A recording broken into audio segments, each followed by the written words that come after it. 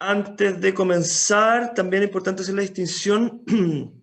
Yo, si bien tengo una licenciatura en Historia, trabajo en Comunicaciones, en la Escuela de Periodismo, y por lo tanto la investigación que traigo aquí es una investigación de carácter empírico, en base al análisis de documentos vigentes, digamos, actuales. Pero, sin perjuicio de lo anterior, me parece sumamente pertinente la presentación de Blit, Alice Raviola, que acaba de presentar, y voy a tratar de generar algún tipo de vínculo en la medida que voy avanzando, porque me parece que los hay en torno a lo que voy a presentar.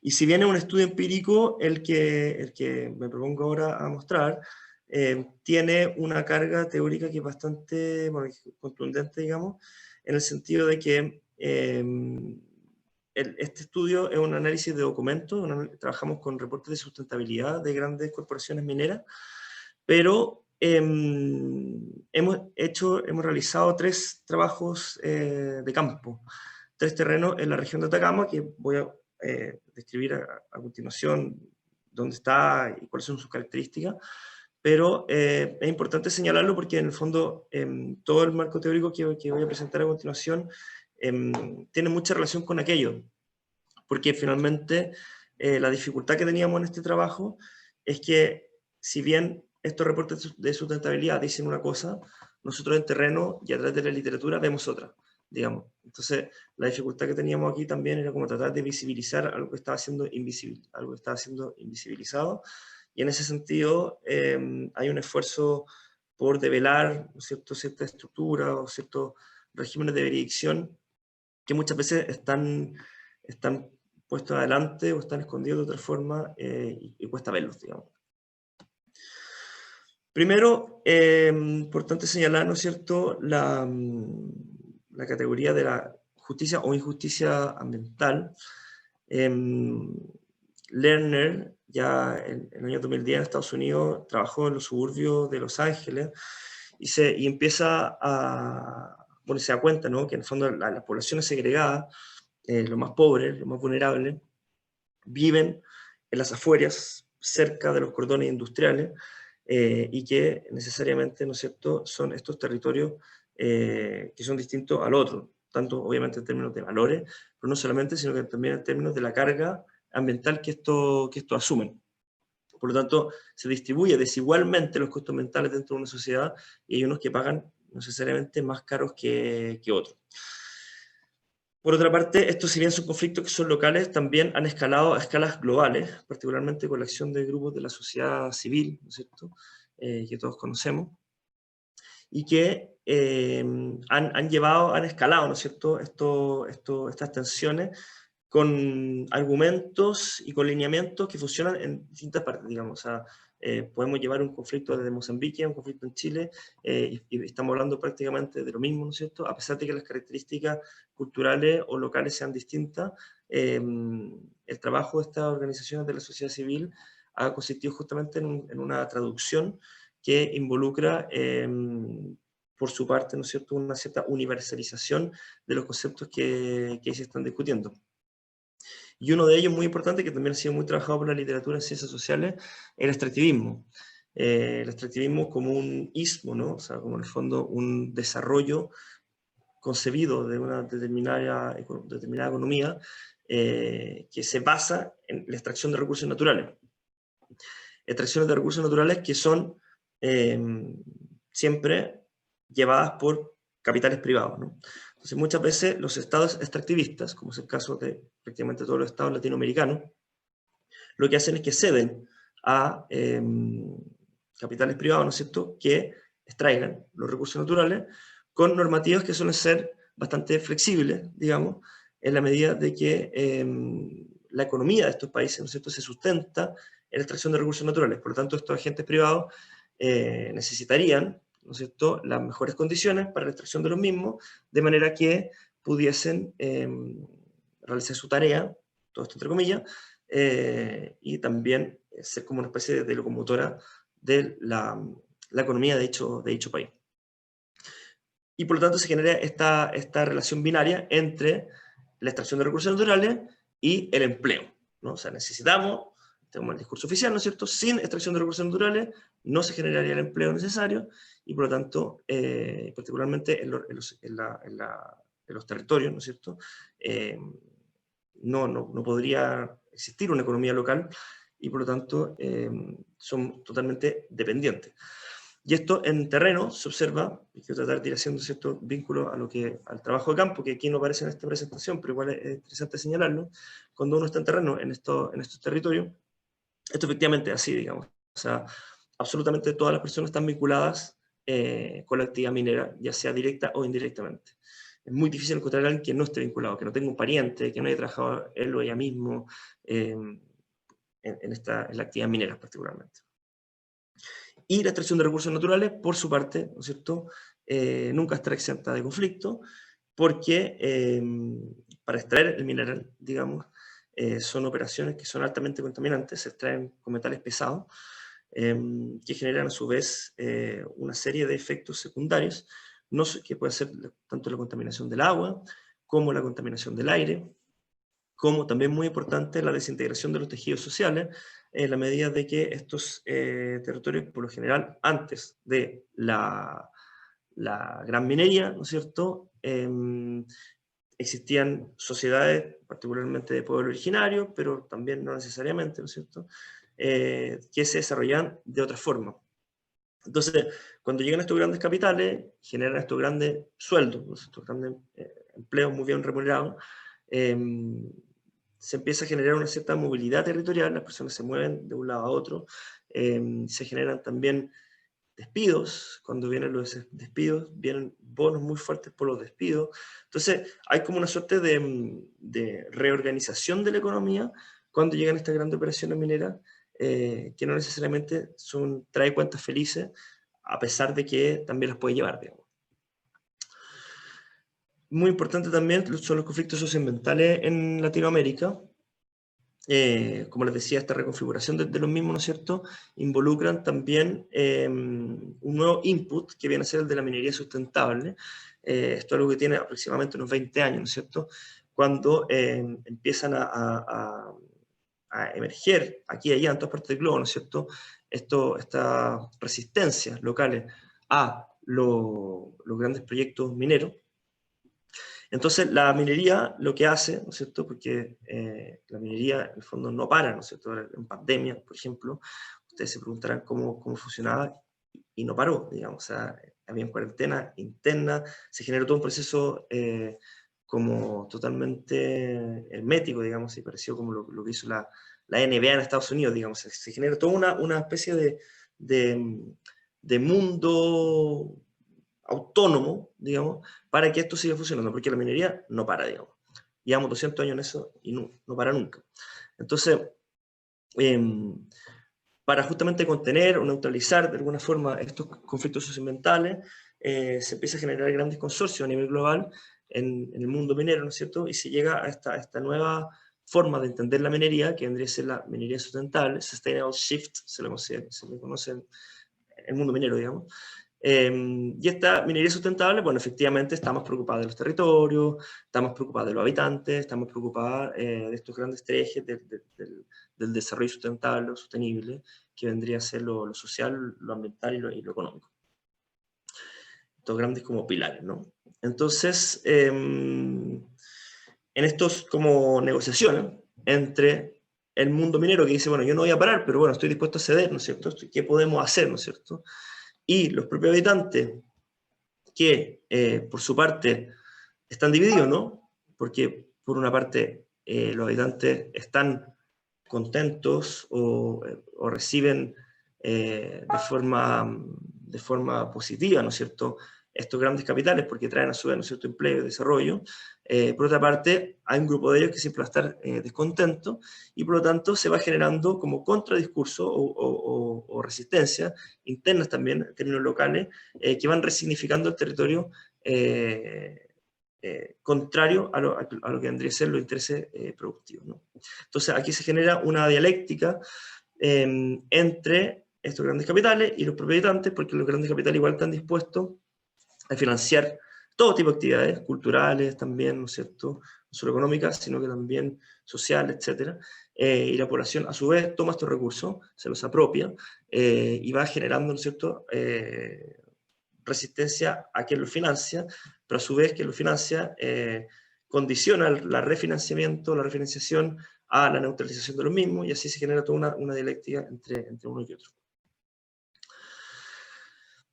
Y un tercer elemento también importante a señalar acá, lo dice el título de esta presentación, ¿no es cierto? En qué medida el riesgo va a ser, o sea, vamos a tener que convivir con el riesgo desde un punto de vista de los habitantes y desde un punto de vista de los inversionistas. ¿Cómo hacemos, ¿no es cierto?, para convivir con todo este riesgo, ¿no? Por una parte, la minería lo aborda desde los criterios de sustentabilidad y desde la responsabilidad social empresarial. Esto se calcula, ¿no? Existen criterios ingenieriles y en los estudios de impacto ambiental, por ejemplo, o en las proyecciones, o en los mismos informes de sustentabilidad, el riesgo desde las corporaciones mineras está siempre calculado, está siempre objetivado y tiene un precio, digamos, concreto, ¿no? Sin embargo, evidentemente, este riesgo parecería, ¿no es cierto?, alguna autoría afirma, ¿no es cierto?, que cómo se calcula el riesgo no sería, digamos, muy paranoico, vamos a decir, sospechar que existen ciertas técnicas de neutralización para justamente objetivar este mismo riesgo. Por otra parte, desde la psicología social, ya hace 40 años, se intenta objetivar la percepción del riesgo. ¿Por qué? Porque el riesgo es distinto, ¿no es cierto?, para cada persona que lo interpreta, ¿no? Entonces va a haber siempre una disonancia entre la estimación técnica del riesgo y cómo lo perciben los habitantes, por una parte. Y por otra parte, esa percepción de los habitantes va a ser siempre sumamente heterogénea, puede estar vinculada a un sinnúmero de elementos, que aquí están mencionados algunos de ellos, pero que en términos de objetivación es muy difícil justamente probar que pese más uno que otro, por ejemplo, porque esto va realmente dependiendo de cada persona, y por lo tanto la industria no es que no considera la percepción del riesgo porque en el fondo sea bueno para el negocio, sino que no la considera porque no se puede objetivar. Y al no poder medirse, no poder objetivarse, bueno, sencillamente la industria prefiere quedarse con los riesgos objetivos. Entonces, en este giro sustentable, la industria se abraza el desarrollo sostenible a partir de este Brundtland Report del año 87, que establece estos tres pilares que les decía, lo social, lo económico y lo medioambiental, pero que, bueno, este mismo abrazo, ¿no?, genera mucha crítica en el mundo académico, ¿no es cierto?, porque por una serie de factores, ¿no? Particularmente, o sea, los que más destaco, digamos, son los que están acá.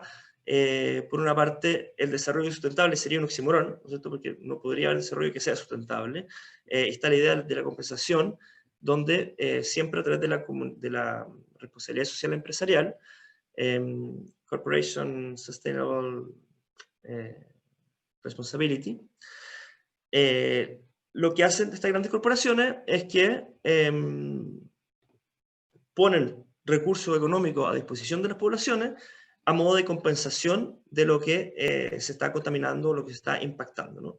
Entonces son un clásico, las becas, la construcción de infraestructura, colegios, calles, el financiamiento de organizaciones sociales, etc. Entonces, habría como este greenwashing, ¿no? Esta idea como de hacer todo más verde, de alguna forma sería contradictoria con lo que la sustentabilidad en sí misma está planteando, porque la sustentabilidad en sí misma, ¿no es cierto?, pone estos tres pilares, lo económico, lo social y lo medioambiental, en igual preponderancia, ¿no? En igual importancia. No habría uno más importante que otro. Y otro elemento importante a destacar acá, ¿no es cierto?, es una nueva herramienta que se tiene un poco menos, tiene como 15 años, que es la licencia social para operar, que esto también nace de estos grandes consorcios internacionales mineros, donde en el fondo cada vez más en las accountability, ¿no es cierto?, cómo las mineras rinden cuentas de sus acciones. Esto se ve particularmente claro en los reportes de sustentabilidad. Los inversionistas exigen, ¿no es cierto?, a las corporaciones mineras que exista una licencia social por operar, de forma que la población esté conforme con la intervención de las mineras en los territorios, ¿no? Entonces, de alguna forma, esto equivaldría a una cierta transparencia, pero por otra parte, a las propias comunidades, ¿no es cierto?, que se dividen, o sea, nunca es la comunidad completa, sino que siempre son grupos dentro de las comunidades, les sirve para negociar cierto interés en desmedro de otros. El Instituto Nacional de Derechos Humanos chileno acuña una concepción que viene de la literatura internacional también, que son las zonas de sacrificio. En Chile se detectan 4 zonas de sacrificio. La región donde yo trabajo no es declarada oficialmente una zona de sacrificio, sin embargo, tiene, digamos, los elementos que podría ser declarada, ¿no es cierto?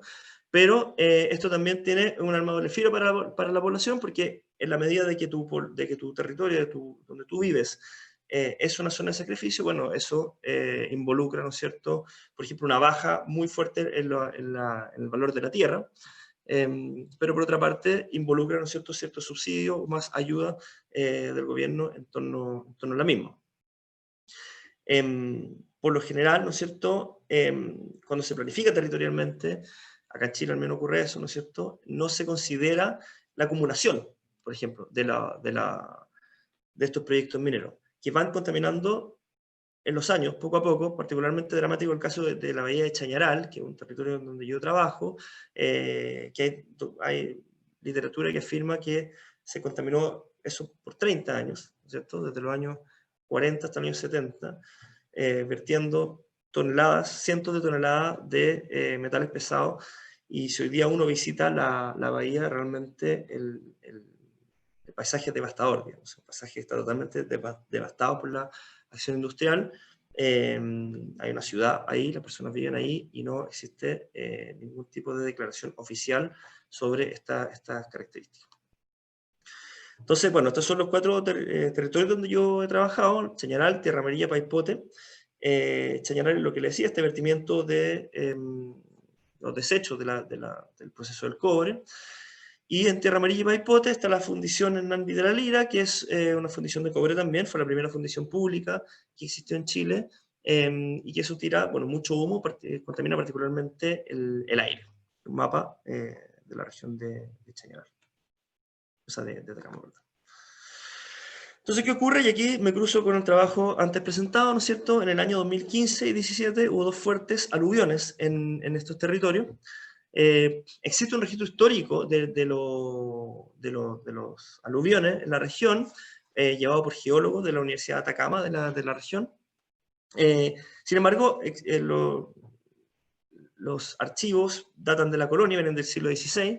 Antes de eso no tenían escritura los pueblos originarios, digamos, entonces no existe registro de que hubiesen aluviones, ¿cierto? Sin embargo, hay una geóloga que está trabajando en este momento y está intentando, o sea, ya hay evidencia de que hubo aluviones en el pasado, hace miles de años, ¿cierto?, hace miles y cientos, periódicamente, digamos, pero lo que ella está tratando de hacer es que está tratando de vincular los aluviones con el cambio climático. No existe evidencia hasta el día de hoy de que haya vinculación directa entre los aluviones y el cambio climático en la región de Atacama. Sin embargo, la sospecha está muy instalada en la población, digamos, particularmente en relación a la industria minera. Y lo que es particularmente delicado es que las poblaciones están más bien cercanas a la costa, pero aguas arriba, ¿no es cierto? En Chile, acá para los que no son chilenos, el agua corre desde la cordillera hacia el mar. Chile es una franja, ¿no es cierto? Entonces es bastante evidente la geografía. Y en la cordillera que está hacia el este, ¿no es cierto? Agua arriba están los depósitos de relave y los pasivos ambientales mineros. Los depósitos de relave son unas piscinas, digamos, donde se concentran los desechos de la actividad minera. Necesariamente para extraer el mineral de las rocas, ¿no es cierto?, se utilizan metales pesados como el mercurio, por ejemplo, y que eso va a caer a estas piscinas que están ahí como contenidas, ¿no? Y están supuestamente, esto lo firman las propias compañías, ¿no es cierto?, con todas las normas de rigor para que esto no contamine al exterior. Un poco más delicado es lo que pasa con los pasivos ambientales mineros, que son antiguos depósitos de relave, pero que están abandonados. Entonces, hay muchos, cientos en la región, y eso obviamente no cumple con las normas, con los estándares actuales. A partir del año 2015 hay una ley en Chile que exige, que es mucho más exigente con las normas en torno a los depósitos de relave, pero a su vez, y a su vez, cuando una faena minera inicia su extracción, se exige, hoy día con esta nueva ley de 2015, se le exige a esta faena tener un plan de cierre. Entonces yo voy a cerrar en 30 años más, bueno, dígame cómo en 30 años más usted va a gestionar sus desechos. Sin embargo, esta ley no es retroactiva, es decir, todas las faenas mineras que cerraron de 2015 hacia atrás no tienen plan de cierre ninguno y están ahí, estas piscinas altamente contaminantes, secas en la mitad del desierto. Entonces, cuando viene un aluvión, que viene desde agua arriba hasta el mar, arrastra con todo lo que está a su paso. Entonces, no existe evidencia, o sea, sí existe evidencia que hubo mayor contaminación durante estos eventos climáticos. El del 2015 fue mucho más fuerte que el del 2017. Sin embargo, no existe evidencia de que estos aluviones hubiesen arrastrado, por su parte, hubiesen pasado por arriba de depósitos de relave o hubiesen arrastrado material a las poblaciones. Sin embargo, se han hecho estudios y que efectivamente se encuentran concentraciones de metales pesados en la tierra, agua abajo. Sin embargo, no se ha podido tampoco establecer concretamente vínculos entre los aluviones y esta contaminación. Entonces, el CERNA-GEOMIN, que es el Servicio Nacional de Geología y Minería, servicio público, ¿no es cierto?, mapea, cartografía 30 relaves activos en la región de Atacama. Descargamos esta información. Luego nos preocupamos de quiénes, de estas 30 relaves, ¿no es cierto?, cuáles pertenecen a compañías que comunican sus estrategias de desarrollo sostenible de forma de poder articular con todo el marco teórico que acabo de contarles. Y ahí aparecieron solo 4, ¿no?, que son Codelco, Enami y CAP, que son las 3 públicas, y una privada que es Landing Mining, con su mina La Candelaria. Entonces, la idea, ¿no es cierto?, era tratar de entender, por eso todo el marco teórico previo, ¿no es cierto?, entender lo que aquí se invisibiliza, lo que aquí no se muestra. Es obvio que un informe de sustentabilidad que está dirigido a los inversionistas difícilmente va a ser un mea culpa muy autocrítico, digamos, en torno a lo que se está ahí contaminando o a lo que se está haciendo mal, sino que al contrario se va a tratar de mostrar todo lo bien que se hace, particularmente a la luz de esta idea de la minería sustentable, ¿no? Entonces, realizamos 2 codificaciones, una abierta y una axial. En la abierta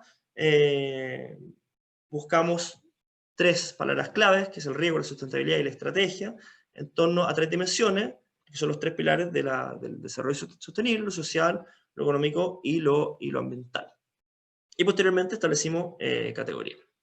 Entonces aquí algunos ejemplos de cómo son estos informes, solamente puse las portadas, pero se los pueden imaginar por dentro, son, yo diría, bastante predecibles.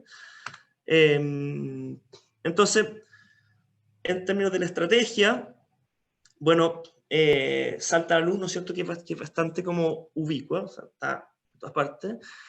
También es obvio, son reportes de sustentabilidad, ¿no es cierto?, que claramente reflejan a su vez una estrategia, no olvidemos que está dirigido a los inversionistas y por lo tanto es necesario que los inversionistas sigan invirtiendo en nosotros, digamos, en las corporaciones, de manera que hay que mostrar que hacemos las cosas bien. Y por lo tanto, y ahí, curioso, primera alcance, la compañía que es la privada es la que más está preocupada por la estrategia, y es la que aborda, la única que aborda la estrategia de una mirada como más social, ¿no? O sea, se preocupa mucho de la estrategia enfocada hacia lo social. Una cosa curiosa es que se habla poco de riesgo en todos los informes analizados. Tenemos poca información en torno al riesgo. La única que lo menciona en sus 3 dimensiones es Codelco, que bueno, es la más grande también. La más grande. Y la sostenibilidad operaría desde distintas perspectivas. La que más lo asocia con lo económico es la privada, y la que más lo asocia con la sustentabilidad con el medio ambiente es Codelco, que es la más grande. Entonces luego, para estableciendo categorías, ¿no es cierto? Y también a la luz de un poco lo que nos muestra la literatura, el desarrollo sostenible operaría aquí como neutralizador. Entonces, desarrollo sostenible puede ser abordado de 2 formas. Una sería como reducir el consumo de manera que eso sea sostenible, y otra sería justamente compensar, ¿no? Aquí claramente predomina la segunda, ¿no es cierto? En ningún caso se critica que se produzca mucho, lo cual también es obvio, ¿no es cierto? A la luz de ello, ¿no es cierto? Pero a la luz de la literatura nos muestra este como foco, ¿no es cierto?, en términos de algo que podría ser interesante en términos de análisis. Otra cosa también que salta a la luz, ¿no es cierto?, es la idea de lo cuantificable. Y esto se asocia mucho con lo que mencionaba hace un rato en términos de los riesgos, de las percepciones del riesgo. En la medida de que sea medible, esto va a poder incorporarse a estos reportes de sustentabilidad. Si no son medibles, bueno, no pueden estar, sencillamente. Y si se puede medir, se puede compensar. Entonces, por lo tanto, siempre se va a buscar medir para poder, por su parte, compensar y así neutralizar los posibles riesgos asociados, ¿no? El cambio climático no es una preocupación para 2 de las públicas, Capinami, Lundin Mining y Codelco, son los 2 más grandes. Lundin Mining, perdón, no les dije, es una corporación minera global, está en distintas partes del globo. Codelco es la gran empresa de cobre chilena, que pertenece al Estado en un 50%. CAP es una empresa de acero, y Enami es una empresa de cobre, pero también más enfocada en la pequeña y la mediana minería. Codelco es gran minería. Entonces, Lundin Mining y Codelco son las más grandes, se abrazan el IPCC, que es el panel intergubernamental para el cambio climático, donde hay lineamiento muy fuerte de todas estas grandes corporaciones mineras, también con mira a los inversionistas, ¿no es cierto?, de forma de respetar en términos de indicadores. Entonces, por ejemplo, es curioso cómo Lundin Mining dice, Chile es la Candelaria en Chile, ¿no es cierto?, es la operación que más gases de efecto invernadero emite en el globo. Sin embargo, reducimos en un 20% los gases de efecto invernadero en Mozambique, y por lo tanto estamos cumpliendo con los objetivos planteados por IPCC. De nuevo, la idea de lo cuantificable. Nos vamos midiendo y vamos compensando, aquí y allá. Los aluviones son solamente abordados desde una perspectiva social. Aquí no hay ninguna preocupación en términos como medioambientales o en términos de una posible responsabilidad. Sencillamente está la perspectiva completamente asistencialista. Entonces, se menciona un poco, de partida se mencionan muy poco los aluviones en estos 2 informes analizados, y cuando se mencionan son como la ayuda que las corporaciones brindamos a las pobres poblaciones afectadas para, qué sé yo, poner a disposición equipos para remoción de barro o construcción de albergues temporales, etc. Y finalmente los relaves, que otra de las preocupaciones, ¿no es cierto?